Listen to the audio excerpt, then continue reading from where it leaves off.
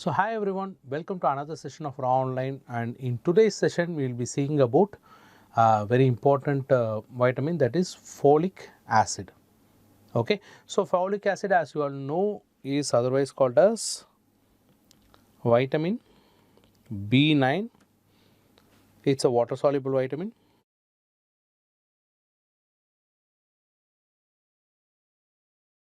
And what is the active form of folic acid? Active form of folic acid is THFA. What is it? It is tetrahydrofolic acid. Okay, so as you can see, it has got the name folic. Okay, it means what? Leaves. Okay, so this folic acid is rich in most of the green leafy vegetables. Okay, so a person who is not having any kind of a healthy green leafy vegetable intake is only relying on various kinds of junk foods, fast foods, and all this kind of ready-made foods. Those person are very prone to develop this kind of deficiency, that is vitamin B9 or folic acid deficiency. Even the clinical picture will be given like that in case if they ask if they want you to understand that question. Okay, so it will be given somewhere like a person who is a very indoor person who is not very outdoor. Okay, very indoor person who actually relies only on various kinds of packed foods or junk foods or various kinds of ready-made foods, and he is not on any kind of a green leafy vegetable food consumption. Okay, so that kind of a clinical picture will usually point towards what? It has to give you a clue regarding folic acid deficiency. Okay, so how it is being formed? Okay, so in plants, in green leafy vegetables, polyglutamate is available. Okay, this polyglutamate will get converted into monoglutamate by what enzyme? By follyl hydrolase. Okay, so this monoglutamate in turn will get converted into 7,8 dihydrofolic acid. How this is formed?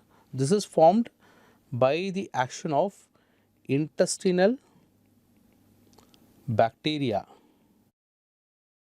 Okay, the intestinal bacteria in turn, what it does?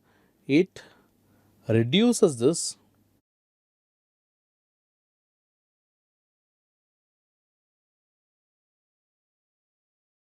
it forms what? Dihydrofolic acid by folate reductase.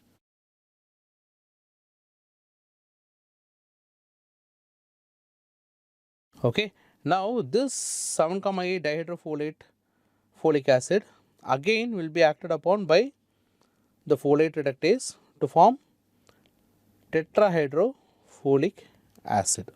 Okay, again it will be acted upon by what? Folate.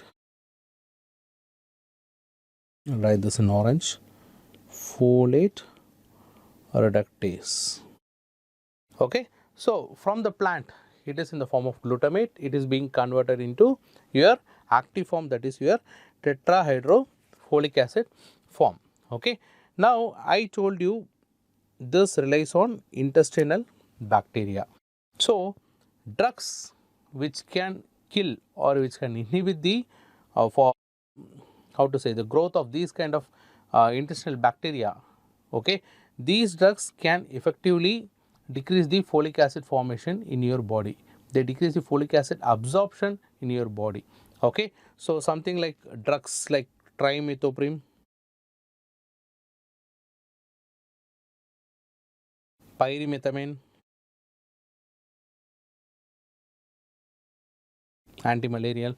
So these kind of drugs can effectively reduce the availability of intestinal bacteria, and due to the indirect unavailability of intestinal bacteria, the glutamate forms are not getting reduced further to form the active form of folic acid. Okay, so this is the significance of folic acid. As I told you before, it is available only from green leafy vegetables. Okay, so what are the functions of this folic acid? It acts as a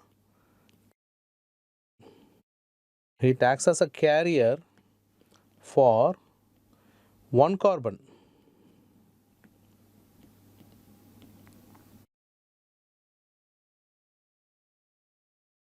Various kinds of one carbon compounds. Okay, so this one carbon compounds, where does it will help? It will help in what? Redox reactions. Okay, so what are the various kinds of one carbon compounds? You know, it could be methyl. Methyl will be presented as CH3. Okay, or it could be what? Methylene. It is represented as CH2, or it could be methinyl. It is indicated as double bond CH. Okay, or it could be indicated as formyl. It is indicated as presence of carbon, hydrogen and oxygen, or it could be form imino. It will be represented as CH double bond NH. Okay, so these are the various forms of one carbon compounds. They help in redox reactions.